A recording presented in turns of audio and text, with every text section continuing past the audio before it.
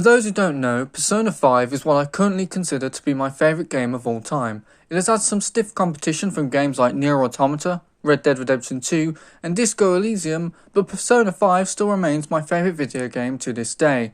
The only game that will likely top Persona 5 for me is Persona 5 Royale, which I still need to play. I'm definitely going to play it, I'm just waiting until I get my hands on a PlayStation 5. However, this video is not about Persona 5, it's instead about its sequel, Persona 5 Strikers. Persona 5 Strikers is a magnificent game. Is it as good as Persona 5? No, I don't think it is. But Persona 5 was a game that could genuinely lay claim to being the best game in its genre. Persona 5 Strikers was always going to have an uphill battle, especially as it was drastically changing the gameplay from Persona 5. The other issue that Persona 5 Strikers had to contend with is that Persona 5 had the perfect ending. I am very picky about my endings. If an ending doesn't hit the right mark with me, then it will genuinely reduce my love for that product. Fortunately, both times that I played Persona 5, the ending absolutely hit the right spot. I was overcome by a feeling of satisfaction as I knew the game had come to a close in the right way and I completed my favourite game of all time. Considering how happy I was with where Persona 5 had ended, Persona 5 Strikers had to really justify its own existence, and overall I think it does. Although its ending didn't connect with me like the one in Persona 5, but I'll explain my thoughts on that a little later in the video. First, let's talk about what matters to me most in entertainment media: the characters. Persona 5 had fantastic characters, and whilst a lot of them don't return for Strikers, the core Phantom Thieves group does, and I've got to say, I really miss them. The moment Ryuji started speaking, I couldn't help but remember how great of a character he was. He's not my favourite member of the Phantom Thieves, but I think he might be the objectively best character in the group. Personally, I prefer both Yusuke and Makoto. Yusuke is just hilarious. He says things that would only ever make sense coming out of his mouth, and Makoto is the character I romanced in Persona 5, because she's able to be strong and authoritative when necessary without disposing of her femininity. I won't lie, I was mildly distraught when I realised that romances from the first game didn't carry over into this one. Especially in the one scene when Makoto screamed aloud that we were just friends. My little heart couldn't take it. At least I managed to go on a date with her on a Ferris wheel though, so not all is wrong with the world. Futaba remains the geeky fun character from the first game, although I did like that the game showed that she had progressed somewhat from the first game and was now a little more comfortable being in crowds. Haru was the one member of the Phantom Thieves from the first game that I feel like you could have got rid of, and it wouldn't have changed the game too drastically, as she showed up so late in the game that she didn't really get a chance to leave much of an impact. Fortunately, this game really changed my perspective of Haru, as one of the jails in this game links heavily with her character. She felt more integral to this game, and I got to see a lot more of her chemistry with the rest of the Phantom Thieves. In the first game, she felt expendable. In this one, I genuinely can't see the group without her. That said, there were still two members of the Phantom Thieves that I still don't really care about. Ann is nothing but eye candy. I don't care about her at all. I know a lot of people love Ann, but to me she's always been overshadowed by other characters, and the other character would be Morgana.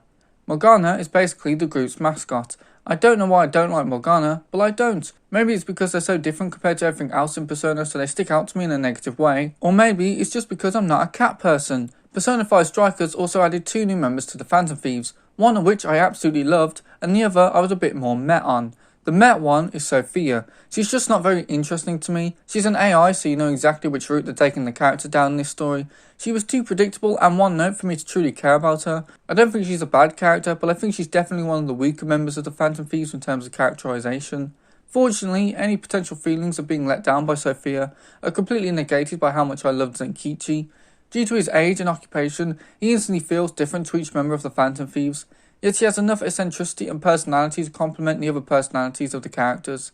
He also has a compelling backstory, which now that I think about it, is something missing from Sophia. Her backstory isn't really that moving at all, but Zenkichi's certainly is. And I love that we get to see so many sides to his character, a lot of which are brought out due to his relationship with his daughter. Zenkichi isn't just a great character, he's one of the best characters in all of Persona 5. Now, the gameplay in Persona 5 Strikers is by far the most divisive element of the game. At first, I really didn't like it. This was mainly due to the difficulty. I played on normal difficulty for this game, but my issue isn't with how difficult the game was, it's with how the difficulty was all over the place, especially in the first jail. Some encounters would end in seconds, whereas others would result in party members just getting one shot.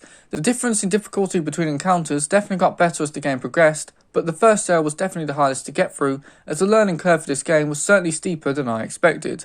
However, after the first jail, I got very accustomed to this game's gameplay and ended up really enjoying it. Yeah, I really missed the life sim elements from the first game, because that was really fun, but I did like the fact that I got to play as all the Phantom Thieves in this game. Some were more fun to play as others. Yusuke was probably my favourite because of his katana and the fact that some of his attacks would just keep going on and do loads of damage to the enemies.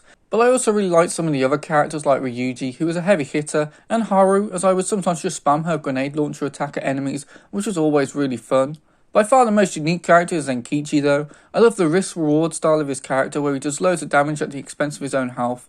It took me a little while, but when I got used to him, I would pretty much use him for every single battle. I also like that despite the changing gameplay, this still felt like a Persona game. You still need to use Persona abilities to weaken certain enemies.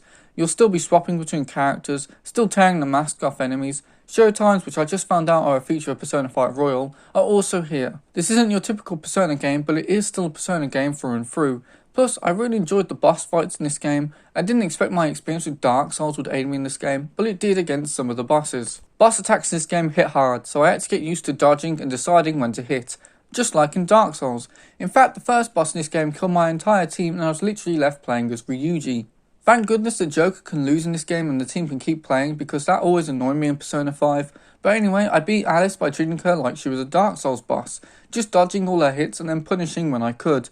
Fortunately, I got better at the game and was able to play it properly by utilising the right team members. The gameplay really grew on me and I ended up loving it. I also really loved the side missions in this game. I completed all of them except for the Reaper boss fight, which is what I'm currently trying to best in this game.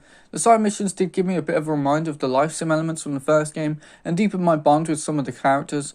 Again, I got to fight some very tricky bosses. The side mission bosses are significantly more challenging than the main story bosses, so it always felt like an accomplishment when I actually beat them. And I like the Prison Mail side missions as it gave me an excuse to visit the Velvet Room and say hello. The side missions don't enhance the story in any way, except for maybe the personal Phantom Thief requests, but I still enjoyed them as I got to spend even more time improving my approach to this game's gameplay. The main story of this game isn't as good as the first game, but I still really liked it. The formula of going to jails to fight a monarch is still really enjoyable in this game, although I was a little disappointed in some of the jails in this game, mainly the later ones. Some of the jails feel expansive in scope and feel like there was a lot to explore and see. Other jails were a little disappointing because of how small they were. I kind of wanted them to be a little more fleshed out. Fortunately, I think the monarchs in this game were very good. Alice was a nice start to the game. She felt like a perfect Persona villain, and her boss design may just be the best one in the entire game. Natsume might be my least favourite, but I liked that he brought out a different side to Yusuke, and that Yusuke was understanding and supportive of him. Mariko was arguably the most sympathetic of all the villains. She was the first one that I actually felt really sorry for. One thing that this game does is try and make the villains very sympathetic. It's kind of like Homelander from The Boys. Yes, he's evil, but you understand where that evilness comes from. Had his start in life been different, then he could have been Superman. With love and support, Homelander could have become worthy of admiration and respect. Whilst none of the major villains in this game are as evil as Homelander, they all do potentially unforgivable things. Mariko is no different, but she had, at least to me, the most understandable motivation behind her actions. She was just misguided and in an attempt to atone had become an even worse person. She might also be my favourite of the monarchs since she provides Haru with some much needed character development. Akane was also great as we really got to see how far the main antagonist would go to hurt the Phantom Thieves and how far Zenkichi would go for the people that he loved. Akira was a wonderful antagonist. I love that he's the hero of his own story and his backstory and motivations were the most compelling of all the villains. Honestly, I feel like a lot of people could even end up agreeing with Akira. Personally, I agree with the Phantom Thieves that freedom shouldn't be forced onto someone. It kind of defeats the purpose at that point. And then lastly, there's the final big bad, who I won't spoil here. Honestly, I was a little disappointed in the final villain, as they don't really have any personal connections to our heroes, except for Sophia, who I've already said that I don't really care about. Mechanically, I think this is one of the best bosses in the entire game, as it allows for each member of the Phantom Thieves to shine, but on a personal, emotional level, this boss doesn't hit the right notes. And it's why this felt less climatic than the last game, and why the ending didn't hit the same notes as the first game. Not a game ruiner, and not even necessarily a bad ending, just weaker than the first. Somehow, I nearly went this whole video without mentioning the two best aspects of this game, the UI and the soundtrack. Persona has the best UI in the industry, we all know that. The UI is so pretty and distinct from everything else in the industry that it has arguably become the most memorable aspect of the entire Persona experience. Arguably. I still somehow forgot about it here. But it is fantastic. I can still picture going into Sophia's shop and her just spinning directly at me, or Joker doing flips in the menu so that he can stand next to some other member of the Phantom Thieves. The UI is so remarkable that it makes you actively want to engage with it. Hands down, Persona 5 and Persona 5 Strikers have the best in the business. And the soundtrack for these games, one word, masterful. The music from Persona 5 is so incredible that I always recognise it whenever someone uses it in a YouTube video or stream. It is by far some of the best music in the video game industry, happily sitting alongside the likes of Nia and the entirety of From Software's library. It's the sort of music where you'll be doing some menial chores and then you'll just all of a sudden catch yourself humming the tune. The songs are really catchy and really complete the Persona package. Persona 5 Strikers was fantastic and a worthy addition to the Persona IP. I loved Persona 5 Strikers so much that I'm actually looking forward to the upcoming Persona 5 Tactica game. I have full faith in this IP now to release nothing but bangers.